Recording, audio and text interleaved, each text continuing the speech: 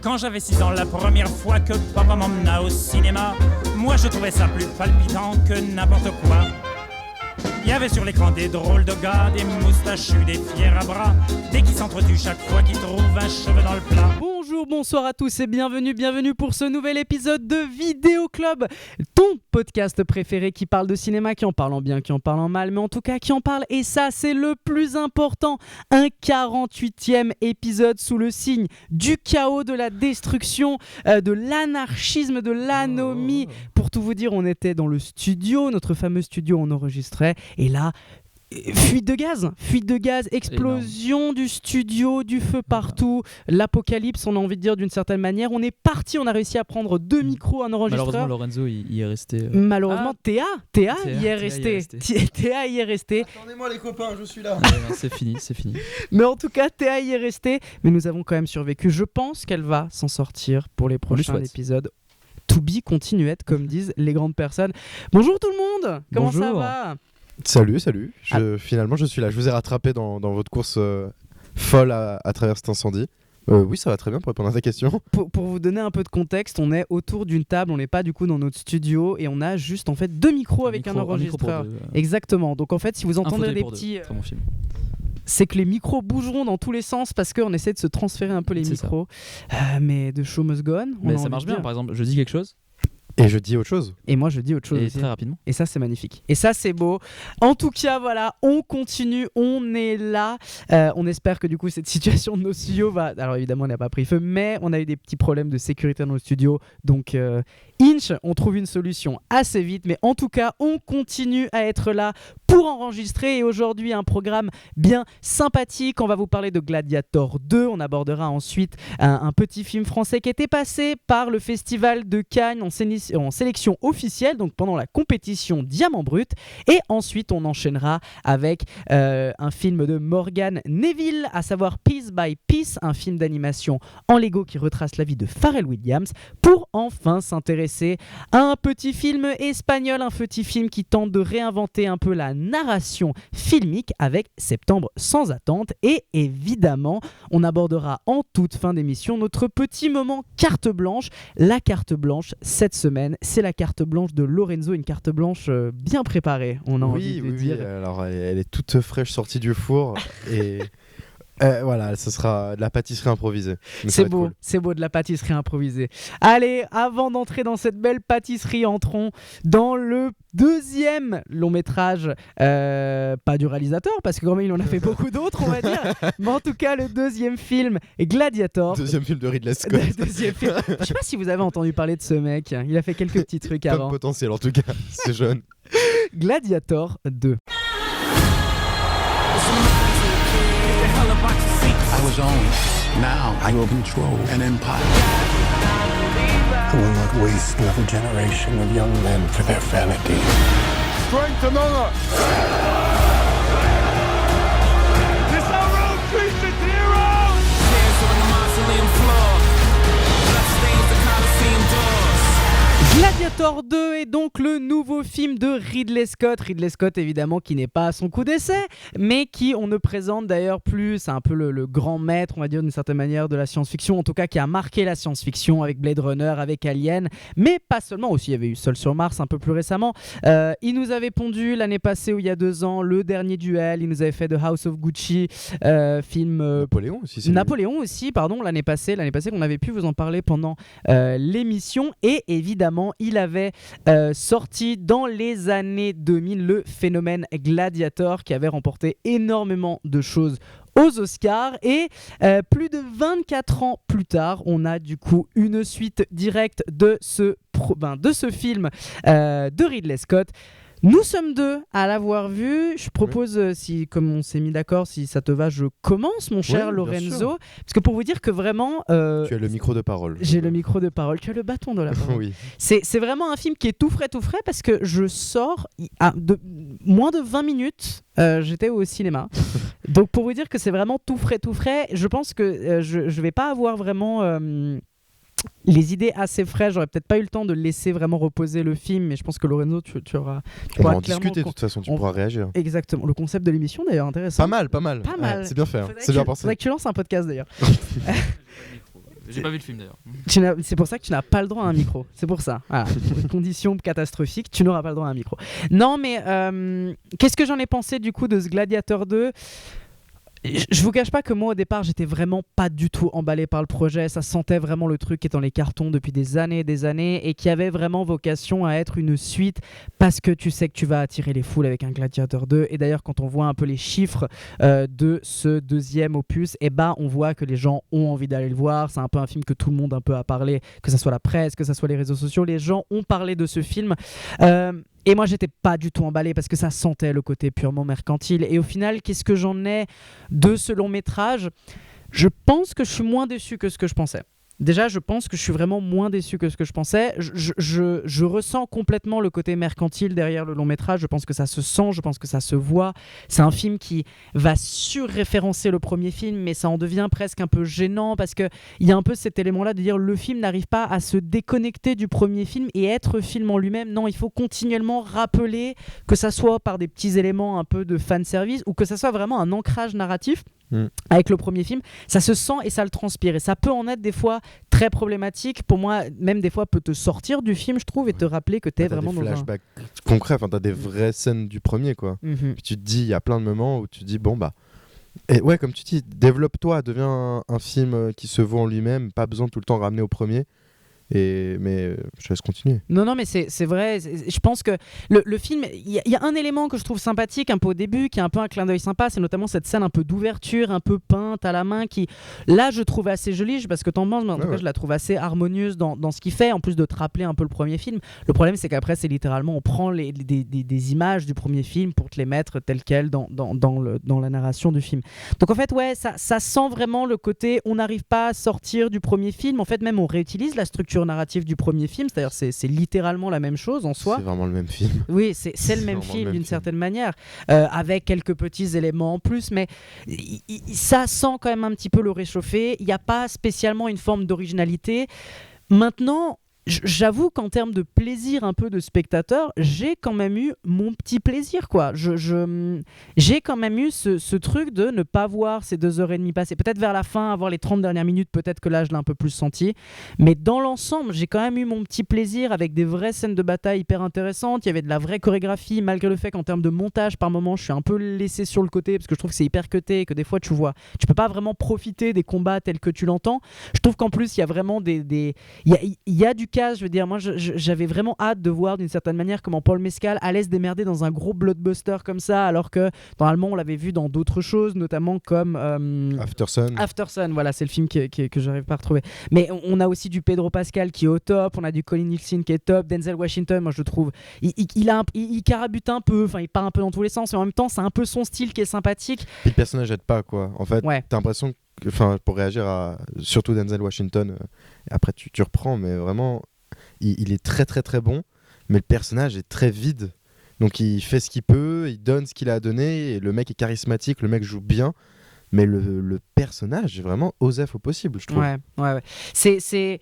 En fait, ils sont assez creux, ouais, je suis d'accord avec toi. Mais le méchant, il est quand même méchant juste parce qu'il est méchant. Ouais. Enfin, il veut du pouvoir, quoi. C'est un peu la quête de pouvoir de base, quoi. Bah, c'est pas du spoil que de dire que ce qu'il veut, c'est la chute de Rome. Ouais. Mais pourquoi ? Juste parce qu'il se reconnaît pas dans les valeurs de la ville. Ok, cool, mec. Enfin, si c'est ça, tu veux juste voir Rome. Ok, c'est une référence à Néron si tu veux, mais alors autant que ton méchant soit Néron. Et tout de suite, t'as une vraie réalité historique, même si ça marche pas du tout.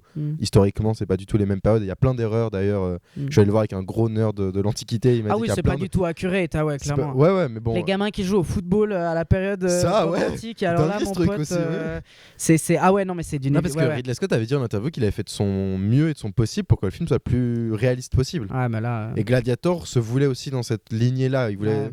Il y a de l'anglais sur les murs, ça aussi, je me permets de. Ouais, non, bien Tu sûr. te dis oui, le fameux anglais de l'époque antique. Of course. Et ouais, mais pardon, je réagis. Non, mais sur Denzel, ouais. T'as raison, mais même sur le côté, tu sais que même Napoléon, je me rappelle, il avait fait des interviews qui disaient oui, on a vraiment beaucoup travaillé avec des historiens et puis coup de canon dans les pyramides. Voilà, pourquoi pas. Non, mais après moi ça me dérange pas spécialement. Je suis un peu dans ce truc où c'est de la fiction, Ridley Scott. Moi ça me dérange pas plus que ça.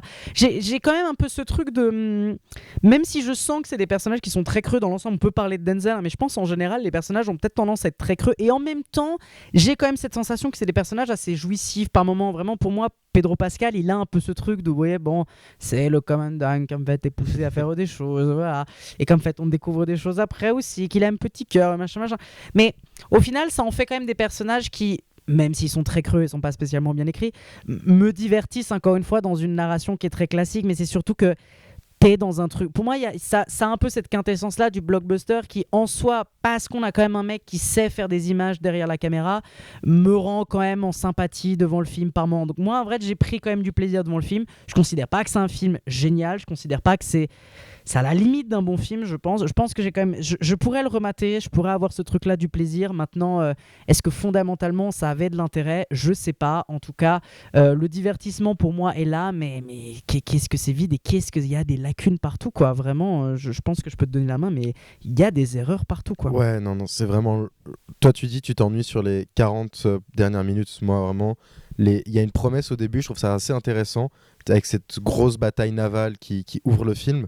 Tu te dis, ah ok, là, il y a de l'action, tu sens la violence, tu sens le truc, et il y a une qualité vraiment qui est intrinsèque au film, je trouve, c'est les reconstitutions historiques, et les décors, et les effets spéciaux aussi. Tu as des plans aériens sur la Rome antique qui fonctionnent vraiment bien, donc pour le coup, visuellement, c'est super bien maîtrisé. Il y a de temps en temps il y a des beaux plans, il y a des tableaux, tu vois, la première scène de combat est impressionnante. Voilà, je la trouve tu vois, extraordinaire. Tout à fait, tu ouvres le film là-dessus, tu dis ok d'accord, là tu vois, moi je suis dedans, je me dis ah on peut aller quelque part, on peut être plus qu'une suite, on peut être plus qu'un blockbuster classique, on peut vraiment tendre à un très très bon film d'action.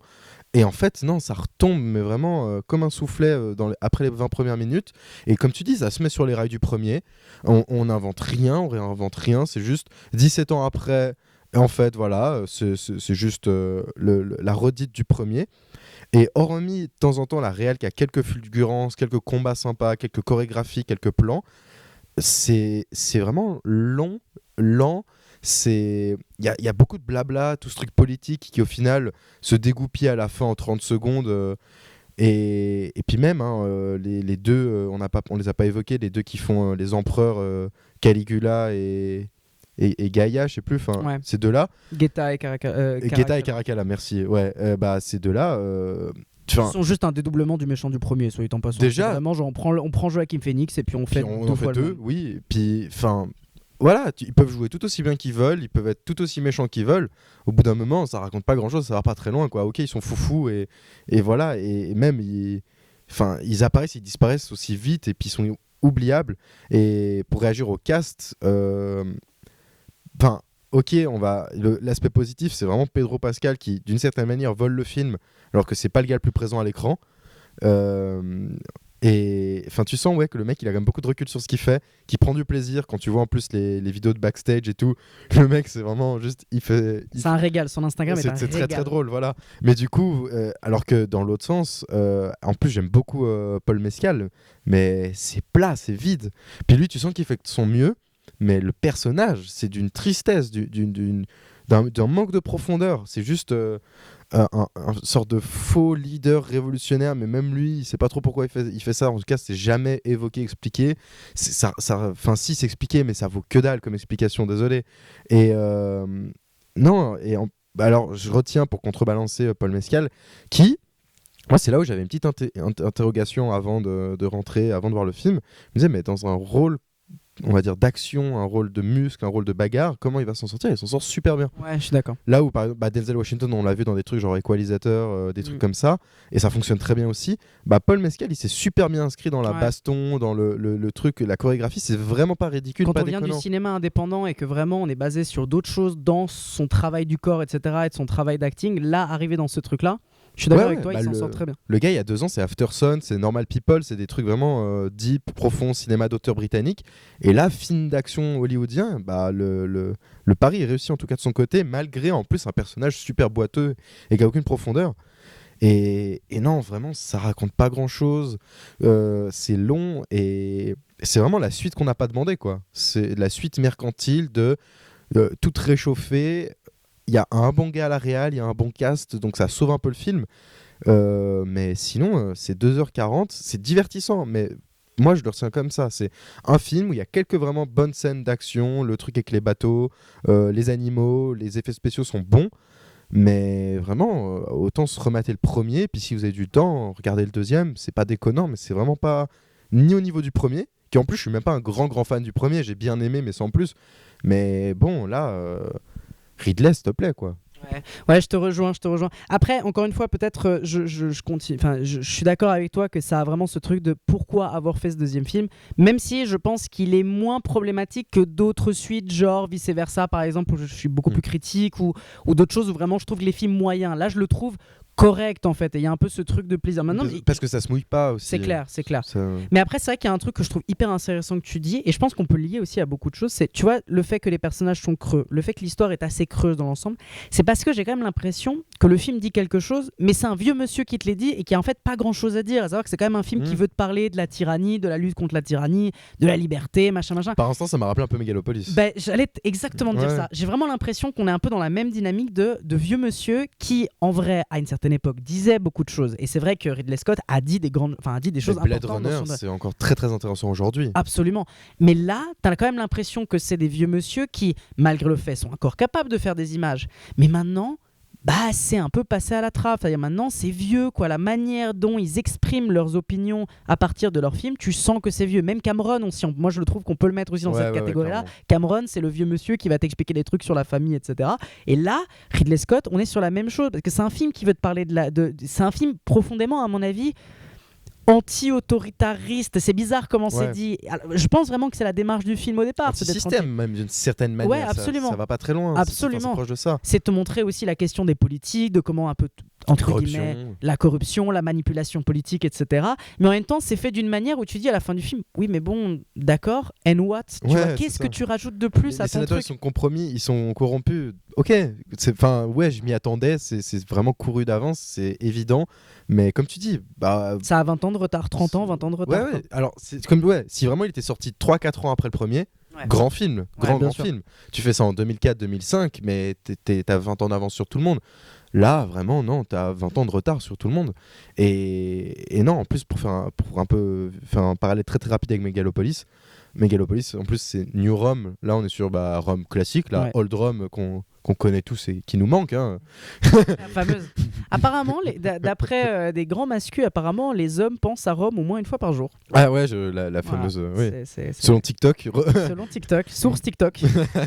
Mais et ouais, il y a encore ce traitement des peuples et de la, on va dire de la colère sociale qui est maltraitée déjà dans Megalopolis et qui est maltraitée dans celui-là.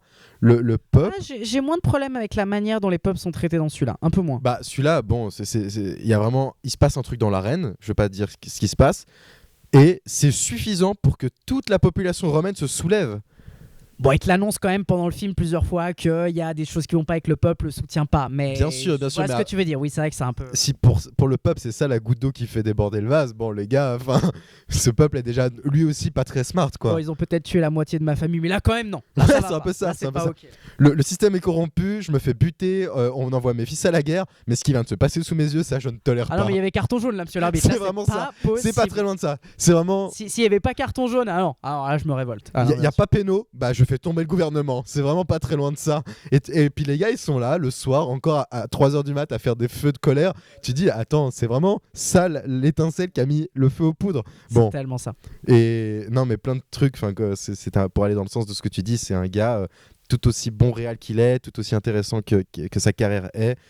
Ce film n'était pas spécialement nécessaire, mais je retiens quand même Pedro Pascal, Paul Mescal dans des rôles de bagarre, vraiment. S'il est à l'avenir encore casté dans des trucs comme ça serait vraiment intéressant. Ouais, ça peut être super.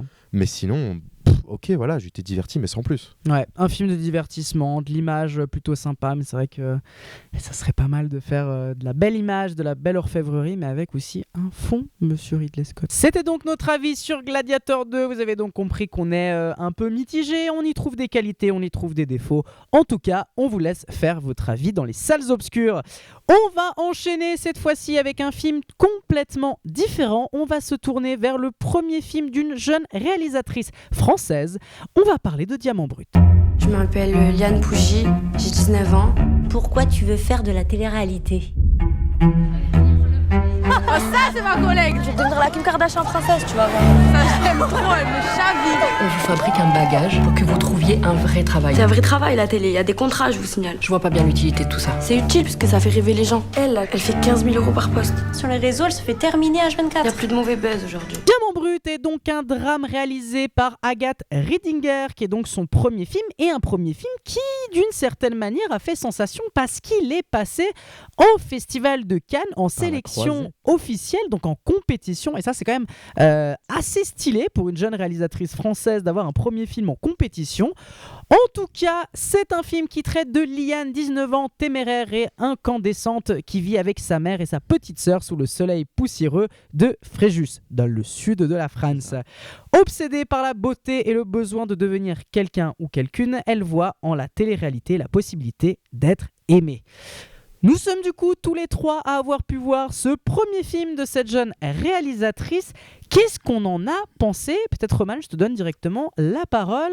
Ouais, Qu'est-ce que t'en penses? comme toi qui viens de sortir de Gladiator, on vient aussi de sortir de Diamant Brut. Donc il y a plus que 20 minutes vu que tu étais en retard, ça tu l'as pas dit, mais voilà. Je ne vois pas de quoi tu non, parles. voilà. Non, mais moi je suis peut-être celui qui a le plus apprécié, je pense, des trois. Déjà, j'ai apprécié dans le moment, enfin, je me suis pas fait chier, j'étais bien dans le film et bien avec le personnage et tout le long. Je trouve que la force première, c'est déjà le film en soi, le thème de la télé-réalité, de tout ce truc un peu de l'avant, en fait, avant d'être hypothétiquement influenceuse. Qu'est-ce qui se passe, qu'est-ce que ça fait, et le personnage, surtout le personnage principal de Liane, du coup je sais plus le nom de l'actrice, mais elle est vraiment assez impressionnante. Elle s'appelle Malou Kebizi. Voilà. Merci monsieur, je ne vous connais pas. Je repars aussitôt. Non, elle est vraiment bien. Et je crois qu'il me souvient d'avoir lu dans une interview de la réalisatrice qu'elle était un peu allée la chercher, je crois, à Fréjus, ou en tout cas dans le sud, et que c'était vraiment quelqu'un qui est pas du tout actrice professionnelle ou quoi. C'est vraiment premier film et tout ça. Et je la trouve vraiment vraiment assez incroyable dans le rôle, parce qu'il c'est d'un côté très tu l'as dit dans le synopsis, téméraire, incandescente, ça résume bien, mais il y a vraiment une espèce de tristesse du personnage et une espèce de désespoir un peu, quoi, de ce truc, justement, t'es dans cette ville, dans cette France un peu, France moche, France vraiment un peu triste, quoi, la France triste, c'est comme ça que je l'appelle. Et elle est, elle a vraiment ce désir de sortir de là, et un peu par tous les moyens. Elle le dit assez régulièrement, qu'elle a cette espèce d'ambition, d'aller chercher. Et en fait, c'est un peu comme regarder quelqu'un se débattre dans des espèces de sable mouvant, quoi. Il y a ce truc où elle essaye à fond, elle y croit et tout. Elle est dans son rêve et dans son truc. Son délire. Un peu dans son délire. Et il y a en fait plein de gens autour qui lui rappellent, ou plein d'éléments qui lui disent même, soit qui lui rappellent, qui lui font, qui montrent ça, soit qui lui disent textuellement que faut pas rêver trop grand et que calme-toi, reste à ta place, un peu ce truc-là. Et ouais, je trouve qu'il y a une vraie tristesse qui se dégage de ce personnage et de toute l'ambiance du film. Après, j'ai quand même trouvé, justement, le problème de ce truc triste, c'est que il est beaucoup souligné par la musique. Je trouve qu'il y a beaucoup de violons, beaucoup de un peu ce truc dramatique. En plus, c'est en format 4/3, donc ça fait tout de suite un peu un télo. Enfin, on veut sortir de trucs, et peut-être du coup, ça de vouloir dramatiser avec la musique ou avec ce genre de format, ça finalement, c'est pas forcément une force. Mais par contre, dans la réal, il y a un truc très brut, quoi, très proche. Enfin, beaucoup de caméras, caméra portée, beaucoup de mouvements. Un peu chaos, quoi, beaucoup de trucs un peu chaotiques et d'instabilité, on sait pas où ça va aller, et c'est un peu tout le film, il se base là-dessus. Mais après, j'ai quand même, on en a parlé un peu, Lorenzo, après la séance, mais c'est vrai qu'il y a peu d'évolution du personnage. Moi, ça m'a pas dérangé parce que justement, j'étais dans ce truc de tous les. En fait, c'est les gens autour d'elle. Le regard change un peu même par rapport à ses copines qui sont au début très proches. Il y a ce truc de on s'entraide, tu vois, elles disent à un moment on est collègues de galère, tu vois, on s'entraide dans la merde, et quand elle devient un peu plus connue, ou elle commence à avoir ce casting, à avoir ces trucs là, bah tout de suite ça crée des dissensions, des frictions. Donc en fait elle change pas tant, mais toutes les autres personnes autour d'elle changent vraiment et ont un regard différent sur elle, même sa mère, les mecs un peu autour d'elle, voilà. Il y a cette scène à la fin avec les 3 gars riche et vieux qui est assez emblématique un peu de tout le truc, mais du coup moi j'ai quand même trouvé toute la proposition intéressante et ça marche vraiment bien, quoi. Enfin, je me suis pas fait chier, j'étais bien avec le personnage et avec le film tout le long, franchement plutôt réussi, quoi. Je te rejoins quand même sur le côté, oui, le postulat de base est vraiment intéressant, c'est bien traité, le personnage est vraiment super, il est bien incarné. Elle est vraiment, autant à l'écriture, c'est une réussite, que à l'incarnation, c'est vraiment bien porté. En plus, comme tu dis, oui, traiter des réseaux sociaux et de la fame, mais au stade embryonnaire, c'est vraiment là, oui, il y a un sujet, c'est indéniable. Mais là où je commence à vraiment pas trop être d'accord avec toi, c'est que moi déjà je commence à me faire chier au bout d'un moment. Enfin, je commence à voir où le film va, je commence à voir qu'il n'y a plus trop de fond, plus trop de substance, et que ça commence vraiment à un peu tourner en rond cette histoire. Et il y a ce côté, oui, malheur, promesse, elle se cherche, elle a envie de se voir quelque part, elle tend à quelque chose, mais pour l'instant elle n'y est pas. C'est ça que veut nous montrer le film, nous dit le film. Mais voilà, donc ça manque, ça avance pas, il manque de matière pour faire avancer tout ça. Et non, comme tu dis aussi, mais moi là pour le coup, moi, ça me dérange un tout petit peu plus, ou en tout cas ça a fait que j'ai un peu décroché du film au bout d'un moment, c'est qu'elle évolue pas beaucoup, quoi. Et je sais que c'est le personnage, je sais qu'elle est écrite comme ça, que elle est dans son truc, c'est son projet, son délire, ses rêves, ses motivations, et d'une certaine manière on peut aussi dire elle est fidèle à elle-même et c'est super comme ça. Mais je trouve justement, moi, en 1h35, 1h40, j'ai envie de voir quelque chose, j'ai envie qu'elle se pose des questions, elle ait des... ou même qu'elle s'enfonce. En fait, je me suis dit au bout d'un moment dans le film, soit elle s'enfonce, c'est la déperdition et c'est un film sur la désillusion et sur l'absence de rédemption, ou soit... je sais pas du spoil que dire qu'il y a quand même un peu des trucs qui vont alimenter, qui vont aller dans l'autre sens, mais même ça en fait, le film il se rush un tout petit peu sur la fin et il vient pas apporter ni par le personnage ni par les personnages externes, parce que pendant tout le film les personnages secondaires aux alentours d'elle lui amènent des critiques, des questions, des raisonnements qui sont pertinents, qui sont intéressants mais qui sont pas développés, et quand on pourrait avoir vraiment, nous déjà en tant que spectateurs on a ça dans nos têtes, on se pose des questions et surtout sur la fin on veut vraiment lui parler à ce personnage, on a envie à la fin, j'ai envie de lui dire non mais alors à partir de là c'est que le début de la galère, mais justement pas, le film il se finit sur ce truc de non mais c'est bon, elle a eu c'est bon, on est bon, en fait oui, il suffisait d'y croire, apparemment il suffisait vraiment d'y croire pour réussir, et moi j'ai un peu du mal avec ça, quoi. Je trouve que c'est pas très, enfin en fait, malgré le fait que le personnage est super bien écrit, qu'on a aucun jugement envers elle et on a envie de la suivre, elle est intéressante, malheureusement le fond va pas dans cette promesse là, quoi. Je trouve ça un petit peu dommage. Il y a vraiment du potentiel, et même le film, ouais, il y a ce côté, le personnage a du potentiel, et elle se le dit à elle-même surtout, j'ai du potentiel, je crois en moi.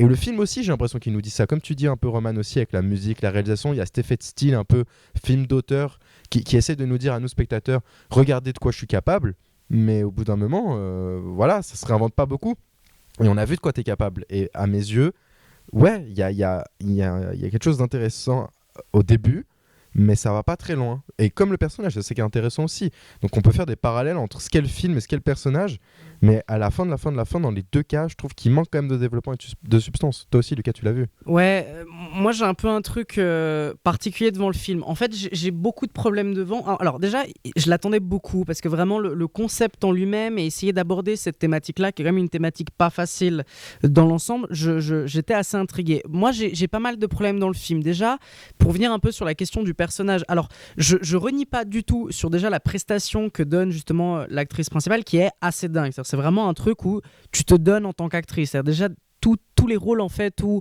la nudité et ta sexualité, ta sensualité est mise en avant, c'est hyper dur et ça se voit que vraiment c'est impressionnant quoi. Pour une première performance en tant qu'actrice, c'est assez dingue je pense et c'est vraiment très respectable. Maintenant, moi j'ai un problème avec le film. Je pense que le film ne sait pas vraiment sur quel pied danser avec son personnage principal parce que à la fois le personnage il est dépeint comme une figure de liberté voire émancipatrice.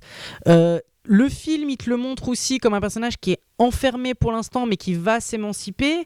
Mais le film va aussi te la montrer comme un personnage victime. Et après, des fois non, des fois avec des traumas psychologiques, des fois non. Enfin, j'ai vraiment pas réussi à me situer dans ce personnage-là et comprendre vraiment sa représentation. À part sur un truc que je viendrai après, qui est une thématique que je trouve assez intéressante dans le film. Mais moi, déjà, ce personnage-là me pose en soi problème parce que j'arrive pas à concevoir sur quel pied danser le film arrive à le mettre. Moi, je trouve que justement, si je peux juste me permettre de t'interrompre violemment, je trouve que le contraste justement entre son quotidien et sa relation avec sa famille et tout qui est hyper oppressante et hyper malsaine quoi, et l'autre côté ces moments un peu suspendus où elle a l'air heureuse, tu vois, ces moments où il y a de l'espoir, où il y a une espèce de légèreté. Moi, je les ai pas vus justement comme des moments de légèreté. Tu vois ce truc, elle s'échappe un peu quoi.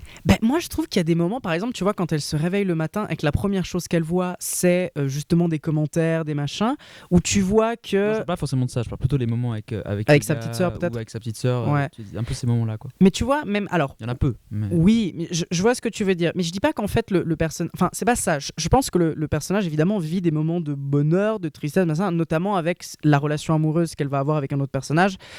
Je vais me permettre de revenir sur cette relation amoureuse qui moi me pose énormément aussi problème, mais évidemment que le personnage il est bien, il est pas bien, il est bien, il est pas bien. Moi c'est pas vraiment ça que je remets en question. Moi ce que je remets en question c'est comment tu construis le personnage en lui-même et qu'est-ce qu'il doit représenter. Déjà du coup moi je suis d'accord avec toi, le fait que le personnage n'évolue pas d'une certaine manière, moi du coup me pose problème peut-être dans ce que ça pourrait dire.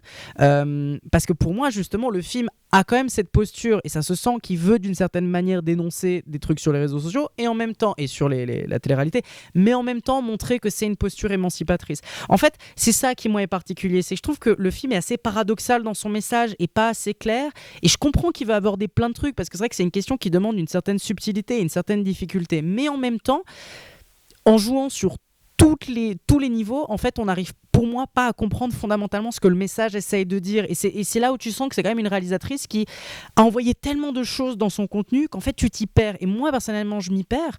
Et c'est un truc qui, d'ailleurs, je me permets de faire une petite cabriole, mais moi, c'est un truc aussi que je me perds. C'est en fait la mise en scène de justement cette metteur en scène. Parce que moi, le problème de ce film, c'est que il y a des éléments de mise en scène qui sont super. Il y a des trucs de boîte de nuit, machin, je trouve super beau, light, incroyable, etc. Mais dans l'ensemble, moi, je suis en dehors de cette mise en scène, de cette réalisation. Parce que je la trouve très arty, je la trouve très superficielle. Enfin, je pense notamment à un truc qui pourrait être une bonne idée au départ, c'est ces messages textuels qui apparaissent de temps en temps et qui en fait sont les commentaires qu'elle reçoit.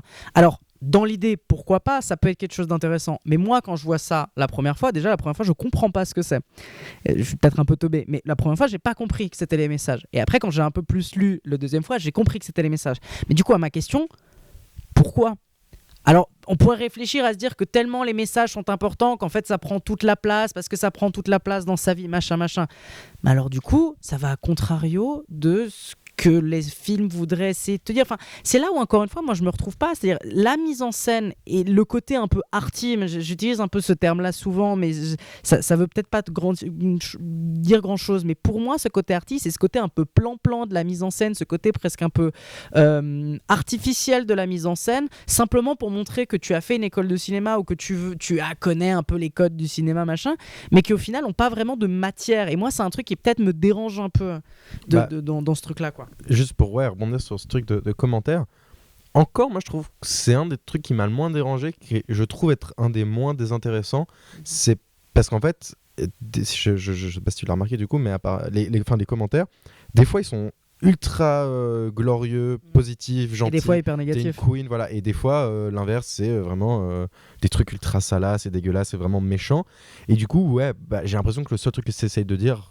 peut-être je vais y repenser, ça sera autre chose, ou je vais voir d'autres trucs, mais c'est juste t'as envie, dans les commentaires tu peux y voir ce que tu veux, Les commentaires, c'est autant du positif. Mais comme tu dis, le film, si c'est vraiment ça le fond de la lecture de ce truc, c'est que ça va pas très loin. Et surtout que c'est problématique parce qu'en soi, on pourrait pas dire à des jeunes femmes qui subissent du harcèlement de dire bah non, tu peux voir ce que tu veux, alors qu'on sait très regarde, bien t'as un commentaire que positif. c'est ça. Alors qu'en fait, on sait que la majorité des créatrices de contenu, en fait, elles reçoivent une dizaine de messages méga cool, mais en fait, il y en a qu'un seul qui a un commentaire qui est hyper violent et qui va bousiller en fait une journée, une personne et même une vie, quoi. Et un autre truc aussi sur lequel je te rejoins, sur le côté un peu ambivalence, je sais pas sur quel pied danser du film, c'est ce truc où le film vraiment rappelle très souvent et à juste titre et à raison que non, les influenceuses, les gens qui font de la télé-réalité, tous ces gens-là sont pas profondément débiles et matérialistes et vénales et qu'ils ont vraiment une forme de contrôle, d'intérêt, de business, ils ont le droit d'être là, ils peuvent en vivre, c'est quelque chose de légitime et c'est vraiment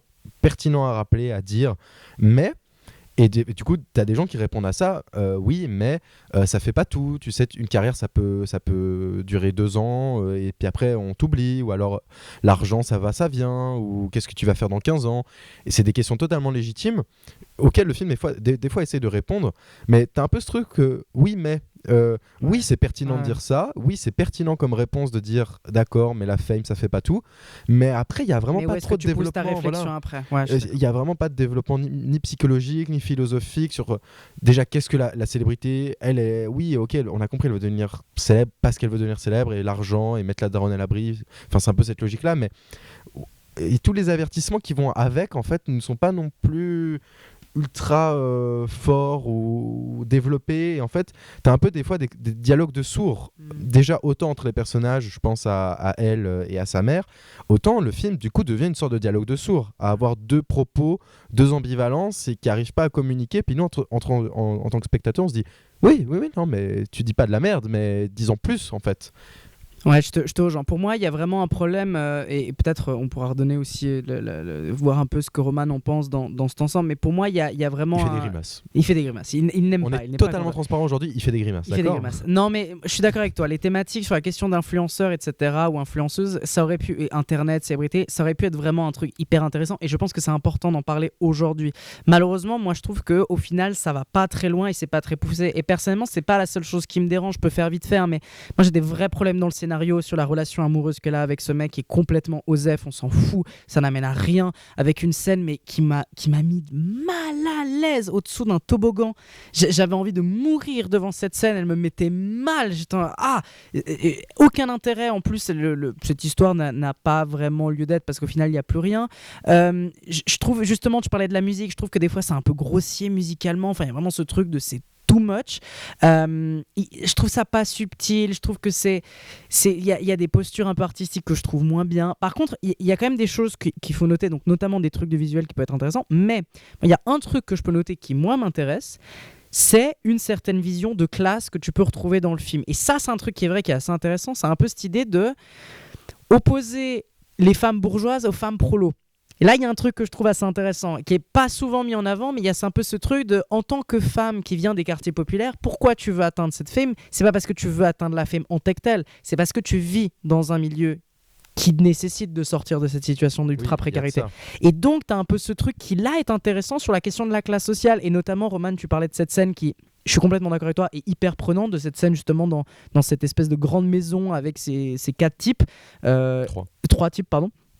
Cette scène, elle est bluffante d'intelligence et ça te met mal, mais elle est très intelligente parce qu'elle permet de montrer justement ce rapport au corps et ce rapport en fait de l'argent et du contrôle de l'argent que peut avoir sur les corps, et notamment une certaine bourgeoisie. Et ça, c'est vrai que c'est quelque chose qui peut-être est assez pertinent à souligner, je pense, dans le long métrage. Ouais, je suis d'accord sur ce point-là, et... Ah bah mince, voilà. Mais... Oui, il y a ce truc intéressant de comment les bourgeois utilisent les prolos que quand ça les arrange, et ils ont du jugement où ils en ont pas que quand ça les arrange. Bah, cette scène de fin, cette scène-là est vraiment révélatrice de ça, et autant le personnage de la directrice de casting est aussi révélatrice de ça. Mais il y a aussi, mais même je trouve que c'est pas assez développé ou pas assez montré. Enfin, si, il y a cette scène-là, mais sinon... Elle n'a pas non plus ce regard-là, en fait. Je suis d'accord avec toi, nous, en tant que spectateurs, on a ce regard-là de... Les bourgeois, ils utilisent des prolos que quand ça les arrange, ils les traitent bien que quand ça les arrange, ils sont polis que quand ça les arrange. Il y a une réplique qui dit ça et c'est assez intéressant. Mais justement, elle, il y a ce truc, comme tu dis, de sortir de la merde. C'est ça, une de ses raisons principales de du coup devenir riche et célèbre. Mais il y a quand même tout ce rapport de regard féminin sur d'autres femmes, tu vois. Elle admire quand même le corps des autres femmes, la célébrité des autres femmes, le pouvoir qu'elles ont. Donc il y a ce truc qui pourrait être même, qui est d'une certaine manière très féministe, c'est de comment on vit avec ça, comment on se libère de ça, de ce male gaze en fait, qui était aussi très bien démontré dans The Substance et qui du coup est très très très vague là-dedans. Autant c'est critiqué et autant des fois c'est un peu idolâtré. On sait pas trop pourquoi ni comment, et elle aussi, c'est ça où des fois le film un peu peut lui-même se rattraper, de dire oui mais le personnage lui-même ne sait pas pourquoi, mais nous en tant que spectateurs on se dit bah non, mais c'est quand même, mets-le dans un contexte plus global. C'est t'aimes cette meuf en bikini, est-ce que vraiment parce qu'il y a un rapport au corps qui t'intéresse, ou c'est parce que t'as été bombardé d'images, parce que t'as grandi là-dedans et tout, et du coup remets-le dans un contexte plus global. Le film ne le fait pas. Et j'attends au moins du film de le faire, peut-être pas du personnage, mais au moins du film. Et oui, mais ce serait un peu, enfin, on sait quoi. Tu vois, c'est des choses qu'on.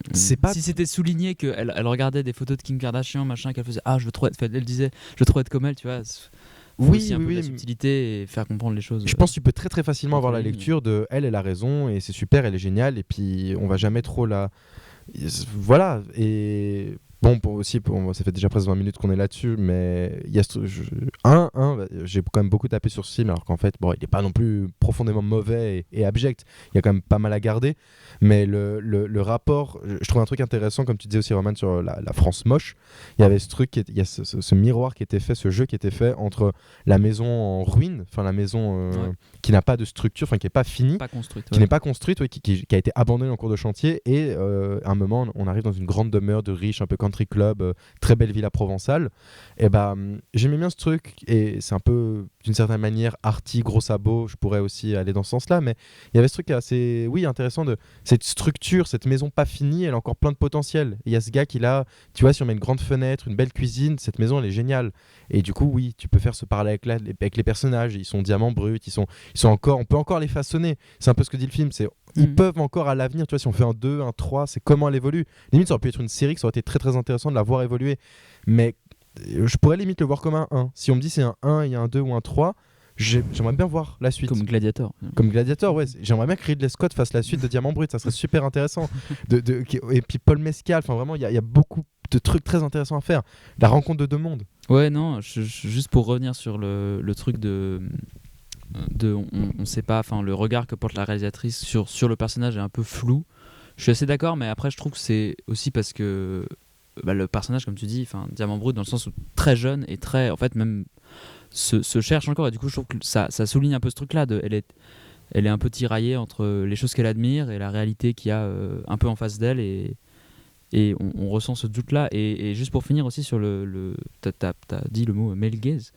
Et du coup, je trouvais ça intéressant parce que j'ai pas mal comparé pendant le visionnage, et même à Nora, en fait, puisqu'on peut vraiment le relier à ça, niveau, en tout cas thématique et construction du film. Enfin, il y a ce truc d'un personnage féminin très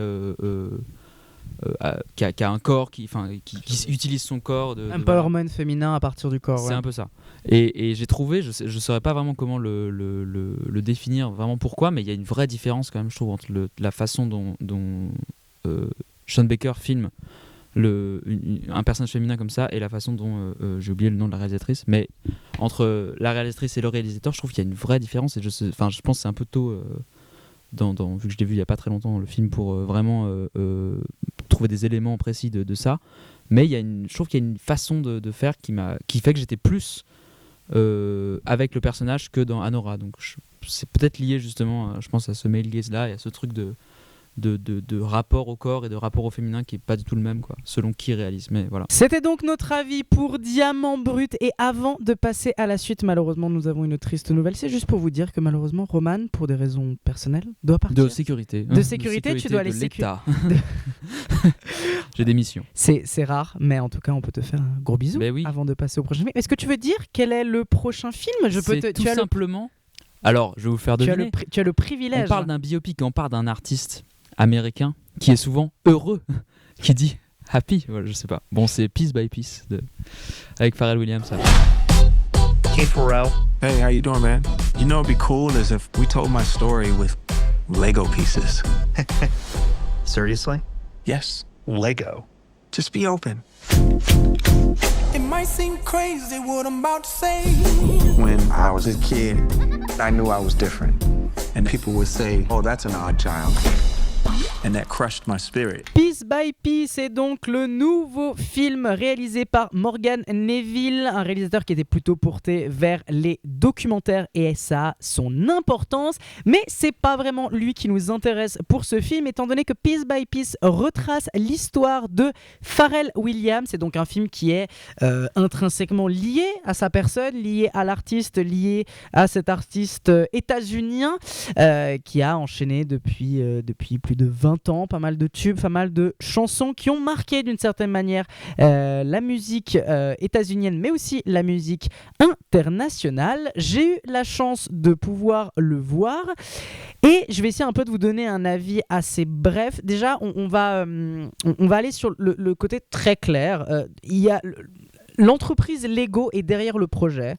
Donc évidemment, au niveau mettre en avant une marque, ça se pose là.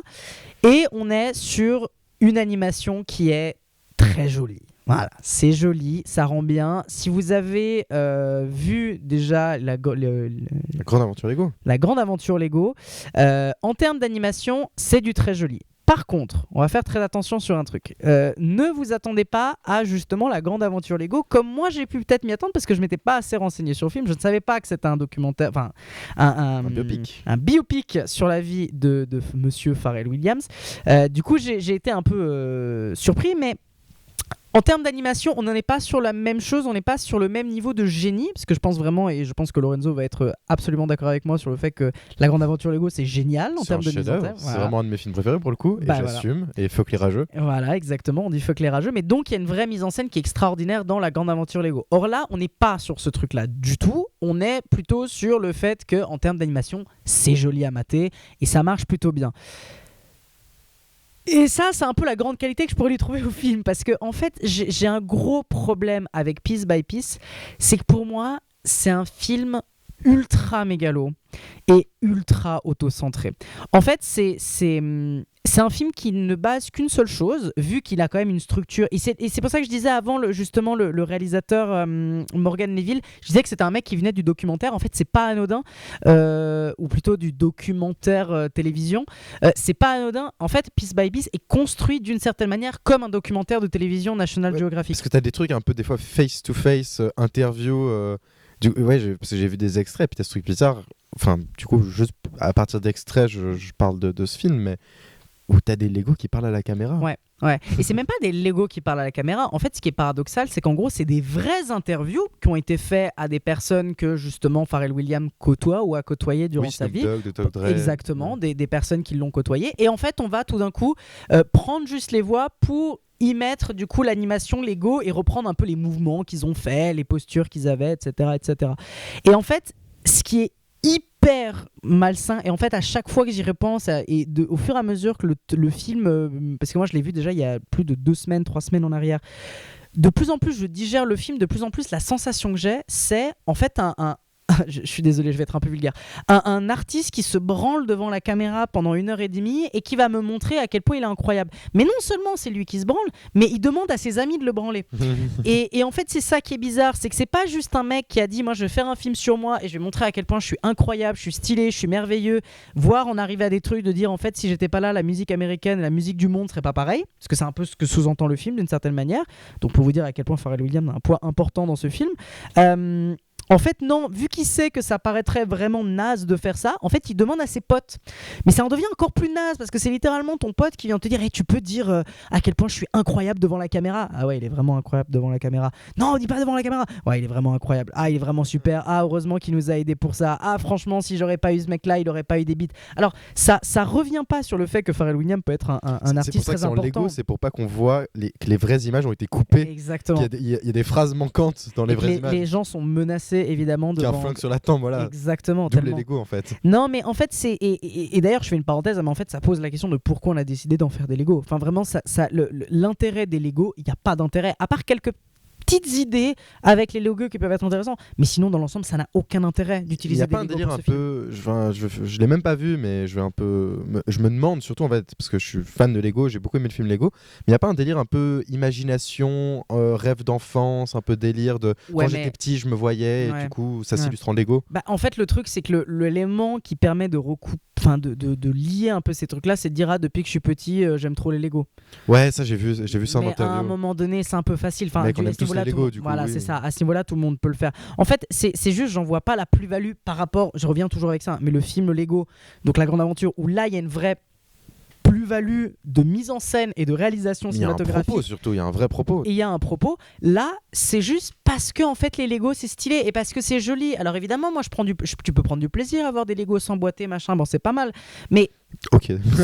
ça n'apporte rien. Et hormis ça, je te C'est dirais un porno que. de Lego en fait. Mais absolument. Non, mais en fait, c'est un porno d'un mec qui a un ego surdimensionné à vouloir se montrer à quel point il est stylé avec des Lego parce qu'une entreprise s'est dit il y a moyen de faire un truc intéressant derrière.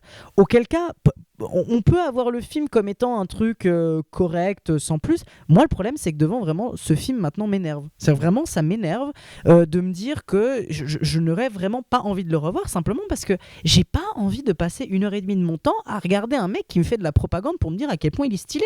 Enfin, ça m'intéresse pas. Et en vrai, il y aurait eu des dizaines et des dizaines d'idées pour vraiment faire un biopic sur toi un peu original. Il y en a plein d'idées intéressantes. Il y a vraiment plein de trucs que tu pourrais faire. Et il y a des trucs qui ont été faits dans le passé pour essayer de parler de quelqu'un, mais indirectement en parler pas de quelqu'un. Moi, je pense notamment à Faites le mur de Banksy, qui est pour moi un de mes documentaires préférés, et qui est justement un film qui parle de Banksy, mais qui en fait parle pas de Banksy. Et là, on est sur un truc intéressant et qui marche super bien et qui en fait révèle beaucoup plus sur le personnage que si on aurait fait un documentaire classique sur la vie de cet artiste-là.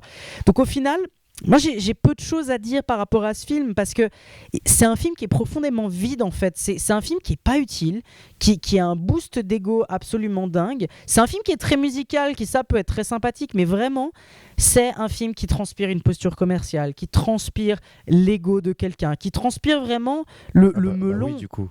Bah... Qui transpire l'ego de quelqu'un. Ah putain, je l'avais pas. Ah bah voilà. Mais je suis un génie de l'humour en fait, sans m'en rendre compte. Sans t'en rendre compte, tu fais de ces jeux de mots. Ah putain. Pierre Desproges est réincarné en toi. Ah mais Pierre Desproges, mon pote, il est hal. Non mais c'est voilà, je vais pas faire plus long sur ce film. Pour moi, c'est pas intéressant. Il y a pas d'idée. C'est de la branlette de quelqu'un. Je recommande pas forcément de le voir. Maintenant, il y a des idées qui sont intéressantes à droite à gauche. Il y a des moments qui sont très drôles. Il y a des moments qui peuvent marcher. Mais dans l'ensemble, c'est vraiment un pétard mouillé qui honnêtement ne m'intéresse pas et qui justement même me pose problème dans la démarche même de création du film. Ça, c'est vraiment un truc qui est vraiment naze, quoi. Ouais, le premier film, Lego disait tout est super génial. Apparemment, de ce que je comprends, ce film-là dit je suis super génial. Voilà, c'était ma seule remarque. C'est extrêmement bien. Si ça te va, on finit là-dessus. Mais je pense que on va clairement finir là-dessus. C'est merveilleux. Allez, c'était Piece by Piece, notre avant-dernier film de notre sélection. Et donc, après notre avant-dernier film de notre sélection, il y a le dernier film de la sélection. Oh. Et ouais, ça, c'est des folies. Travailler, l'émission. On va vous parler d'un petit film espagnol. On va vous parler de Septembre sans attendre. Es que nos separamos, ¿sabes? Sí, pero estamos bien, ¿eh? ¿Estamos bien? Estamos bien. Sí, sí, estamos bien, es una decisión de los dos. No te lo digo porque que no es fácil, ¿no? Es tuyo. No, no, es tuyo. No, es tuyo. ¿No estás feliz? No. Tú estás feliz. Sí. Septembre sans attendre est donc un film espagnol, drame, comédie, réalisé par Jonathan Trubeda et qui est un film qui en tout cas parle d'un postulat plutôt intéressant avec ses deux actrices principales, à savoir Itaso Arana et Vito Sanz, qui en fait va traiter de l'histoire d'un couple qui après 15 ans de vie commune va décider de se séparer, mais pour se séparer ils vont avoir une petite idée assez folle, ils vont vouloir organiser une fête pour célébrer leur séparation et le film va décider de partir de cet petit élément un peu loufoque pour traiter tout un élément de narration. J'ai eu la chance de le voir, il est sorti du coup en France il y a une semaine. Normalement, pour nos amis helvétiques qui m'ont écouté aujourd'hui, vous devez normalement, donc le mercredi que sort cette émission, normalement le film devrait être sorti. Qu'est-ce que j'en ai pensé En fait, c'est un film qui est plutôt intéressant. Déjà, j'aime bien le concept de base. Déjà, il y a une certaine fraîcheur dans vraiment son concept de justement créer une comédie à partir de la fin. Et en même temps de créer justement un moment de drame, parce que ça reste aussi des moments de drame. Et en fait, c'est un film qui est très intéressant parce que, et surtout sur un élément, c'est un long métrage qui repose énormément sur sa structure narrative qui est très particulière, original, surprenant et qui d'une certaine manière pourrait laisser déconcerter par instant pas mal de personnes. Et en même temps, par contre, je trouve que c'est très agréable à suivre. En fait, pour parler un peu de la narration de ce film, ce qui est particulier, c'est qu'on n'est pas sur une narration originale. On est sur une narration très classique. On est plutôt sur quelque chose d'assez décousu. On est plutôt sur quelque chose qui va s'amuser à réinventer des formes de narration qui sont de base assez classiques, mais qui en fait on va réutiliser des trucs. Par exemple, on va s'amuser à faire ressentir au spectateur qu'en fait il y a du montage dans le film, ce qui est une chose qu'on ne fait pas dans le cinéma. On ne fait pas ressentir au spectateur qu'il y a du montage. Or là, on va réutiliser des scènes, on va couper des scènes dans le film, on va switcher de scène à partir d'un élément de montage. En fait, c'est un truc qui est très particulier et qui va revenir énormément dans le film, parce que le film traite de beaucoup de choses, hein. C'est un film qui traite de l'amour, qui traite de la vie, qui traite de la fin, mais qui traite aussi du cinéma en lui-même. On sent que c'est un film qui parle de cinéma d'une certaine manière. C'est un film qui fait une analogie directe entre une œuvre filmique et une histoire d'amour entre deux individus. Et ça, c'est quelque chose qui est assez intéressant. Et en fait, ça permet de vraiment capter ce double truc, cette narration, de à la fois jouer sur un truc filmique et à la fois jouer sur la relation amoureuse et parler de l'amour.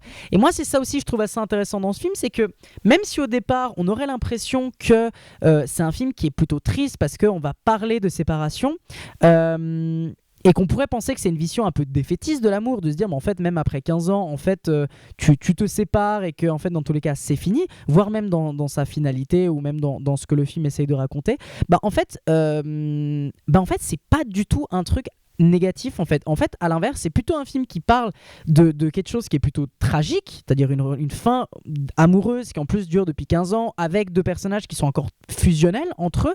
D'ailleurs, je fais une parenthèse, mais pour dire que les deux acteurs et les actrices sont juste fusionnels et sont extraordinaires à l'écran. Il y a vraiment un truc qui est extraordinaire entre les deux qui fonctionne super bien. Mais en fait, cette relation amoureuse qui est belle, en fait, qu'on voit à l'image, qui en plus de ça, tu dis mais pourquoi vous voulez vous séparer alors vous êtes super ensemble et que vous êtes vraiment tellement beaux en fait ensemble. Donc partir d'un truc méga triste, mais au final c'est un film qui fait une véritable ode à l'amour, qui se répète, qui jamais est fini, même dans la séparation. En fait, c'est vraiment ce message presque utopiste, enfin pas utopiste, mais même angélique et féerique, de dire mais en fait l'amour va pas disparaître. Tu peux te séparer avec quelqu'un, tu peux te séparer notamment avec d'une certaine manière ton âme sœur, en fait c'est pas fini. Tu restes amoureux et ton amour sera toujours là, ton amour sera peut-être différent, parce que tu avais envie de partir, tu avais besoin de partir, mais l'amour d'une certaine manière sera toujours là. Et c'est vrai que c'est une vision qui est assez rare de voir dans le cinéma. C'est une vision qui même, je trouve, assez philosophique de l'amour, qui est très jolie, qui est rarement vue, qui est très poétique, et je la trouve d'ailleurs très très très touchante. En fait, je pense que c'est un peu ça qui caractérise beaucoup le film.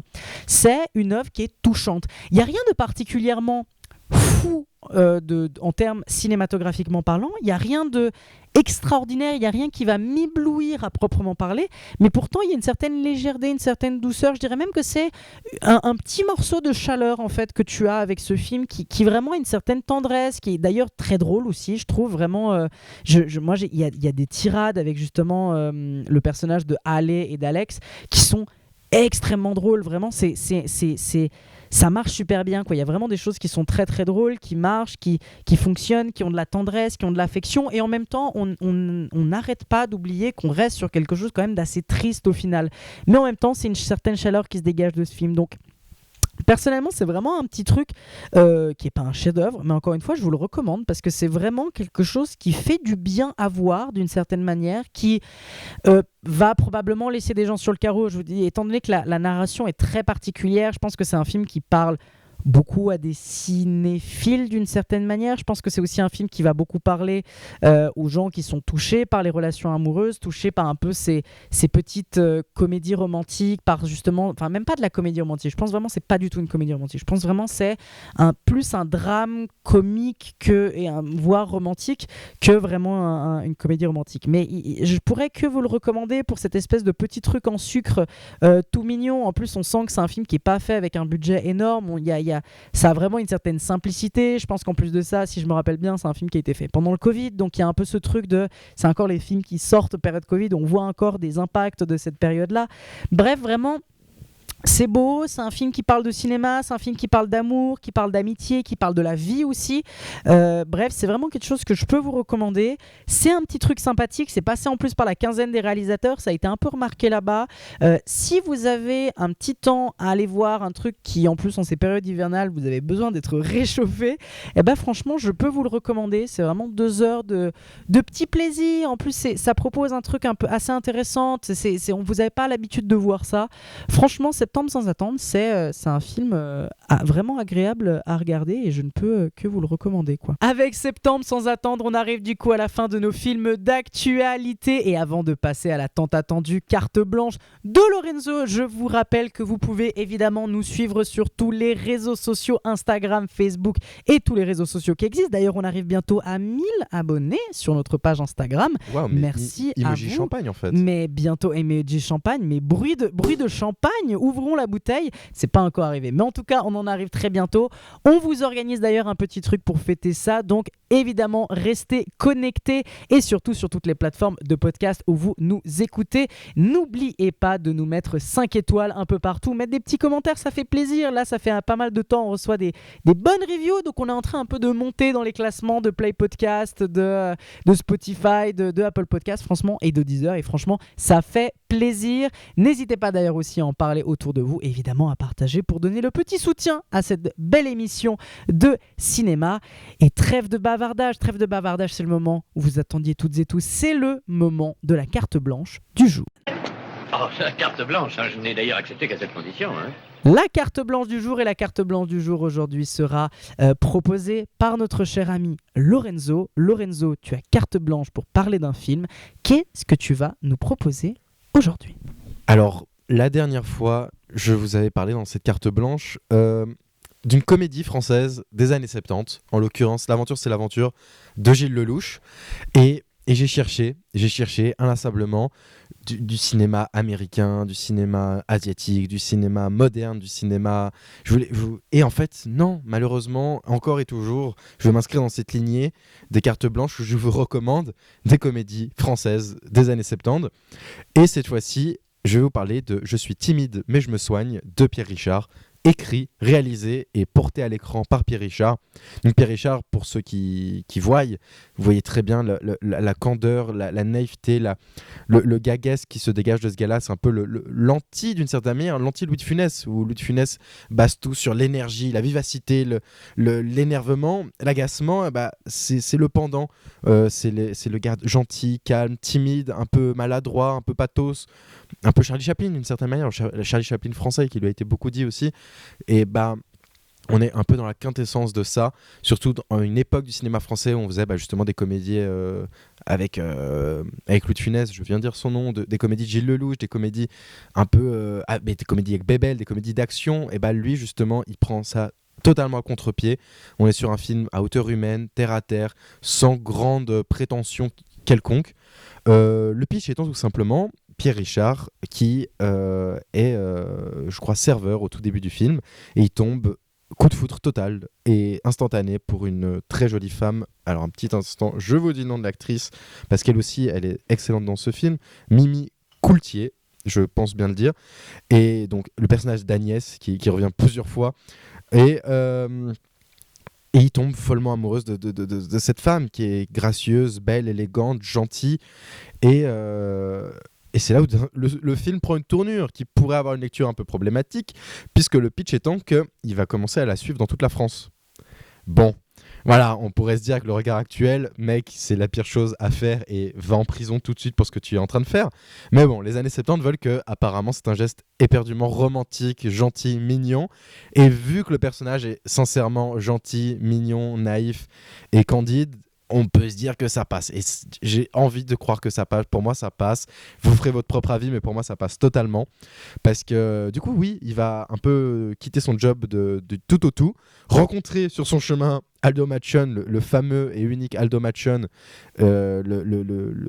l'ébouriffant italien du cinéma français, j'ai envie de dire, le gars avec tout son machisme, mais je vois pas ça dans le film, c'est quelque chose d'assez...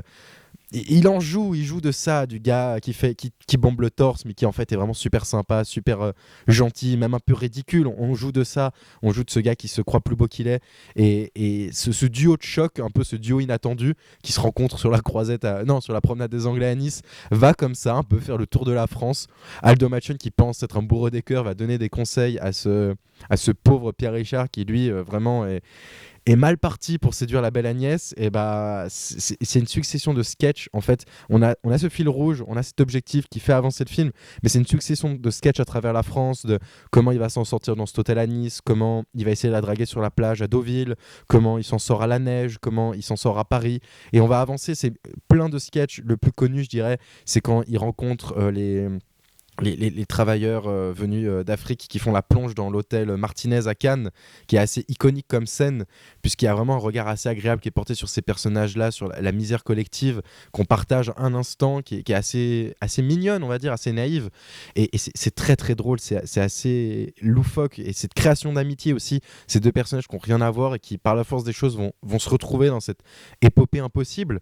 Et non, c'est vraiment un film que j'ai vu petit, que j'ai revu il n'y a pas longtemps, un peu comme L'aventure c'est l'aventure, et c'est malgré tout l'évolution des mœurs de la société, et je suis content de me dire que celui-là en fait il peut quand même un peu survivre à la postériorité et qu'il est pas très connu, donc c'est pour ça que je me permets d'en parler ici, parce qu'il mérite pour moi d'être connu, reconnu, et je pense pour les gens qui connaissent Pierre Richard, qui aiment Pierre Richard, il est assez connu dans sa filmographie, mais dans le grand tout de la comédie française il est vraiment très obscur, et je trouve qu'il justement il a cette il veut pas en faire des tonnes, on n'est pas Bébel, on veut juste parler d'un gars amoureux et qui est très très timide, profondément timide. Il sait pas aborder une femme, et on n'est pas là. Et Aldo Machon, même s'il veut que le mec il aille gros biceps, et il veut un peu le former à être un bonhomme, j'aime bien le propos du film, c'est finalement on n'a pas besoin d'être un bonhomme, on peut juste être un mec sympa, gentil, et puis Inch'Allah ça marche. Et puis ça marche pas, même plein de fois dans le film il essaie de se faire une raison.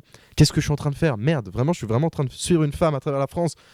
Oui, apparemment, et je ne vais pas vous spoiler la fin, mais je trouve que elle sublime aussi, elle va dans la lignée de tout ce que je viens de vous dire. C'est pas grand sabot, c'est pas problématique avec un regard moderne, c'est juste très mignon, très gentil, et je trouve ça à la limite même très intéressant. C'est un personnage féminin très intéressant en fait, c'est pas le love interest classique, j'ai envie de dire. Ça l'est, mais ce que ça vient dire, la ponctualité du film sur qui elle est vraiment, parce qu'il y a une forme de twist, j'ai envie de dire, c'est très intéressant. Cette jolie femme charismatique qui on pense être une star de cinéma, qui est une star de cinéma, c'est juste en fait une femme très gentille, très belle, très sympa, elle aussi en fait adorable et gentille, et portée du coup merveilleusement bien. Donc je trouve limite, je vais pas dire moderne, mais ça a vraiment bien vieilli, et ça, je pense, s'inscrit encore très très bien. Ça pourrait être une comédie qui pourrait sortir aujourd'hui et qui serait encore vraiment touchante si c'était un film qu'on retrouve dans les archives, dans la Bibliothèque nationale de France, et on ressort la pellicule dépoussiérée. En fait ça serait un bonbon qu'on a oublié dans une caverne, et vraiment j'ai beaucoup d'amour pour ce film, donc découvrez-le. Je crois qu'il est sur Canal, sinon franchement craquez-le, parce que on n'est plus à ça près quoi.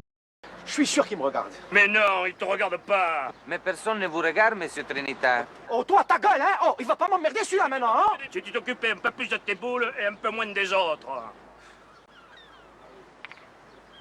Ah, vous voyez bien qu'il me regarde, c'est ce que je vous avais dit. Vous voyez bien qu'il me regarde, hein? Qu'est-ce que ça peut te foutre qu'il te regarde? Il est dans ton dos. Et même dans mon dos, ça m'emmerde. Écoutez, monsieur, alors vous mettez là-bas au fort. Autrement, avec lui, on s'en sort plus, hein? Il ne tirera jamais cette boule. C'était donc la carte blanche de notre cher ami Lorenzo, et cette carte blanche touchant à sa fin, ça fait que l'émission touche aussi à sa fin. Monsieur triste, mais on se retrouve dans 2 semaines. C'est exactement ça, voilà, c'est jamais vraiment la fin. C'est dans 2 semaines. Jamais la fin. Vidéo Club ne mourra pas. Tant qu'il y a du cinéma. C'est quoi déjà la phrase? C'est là où nous ne sommes pas, il n'y a pas la mort. Je comme ça. Oui. Je sais plus de qui, mais je vois trop bien. C'est dans Gladiator 2. Voilà. Finalement, un grand film en fait. Un grand film qu'on va pouvoir citer. En tout cas, très très grand merci à vous. Sur ces belles paroles. Sur ces belles paroles, un très très grand merci à toutes et à tous de nous avoir écoutés jusqu'ici. N'oubliez pas du coup de nous suivre partout et de nous donner de la force sur les réseaux sociaux. Une émission voilà, un peu particulière. Faites-nous vos retours pour voir un peu en termes de technique si ça allait. En tout cas, en termes de montage, on va faire un maximum avec notre monteur, avec ce qu'on a, on va faire au max. Roman et Théa, malheureusement, vous font un très très gros bisou. On a perdu Roman de là où ils sont en train de se battre contre vents et marées au sein de notre studio qui est en train de prendre feu. Non, je change, il est devenu un tas de cendres. En tout cas, je donne le dernier petit mot de fin à mon résistant de Lorenzo qui est encore ici, camarade, qui est encore présent avec moi. Un petit mot, Lorenzo, pour terminer. Ouais, je vais remanier la phrase. Je pense que c'est là où il y a du cinéma, nous serons. Et on va continuer là-dessus. Non, mais c'est toujours un plaisir d'être là, malgré les petits problèmes techniques que peuvent parfois subir l'émission.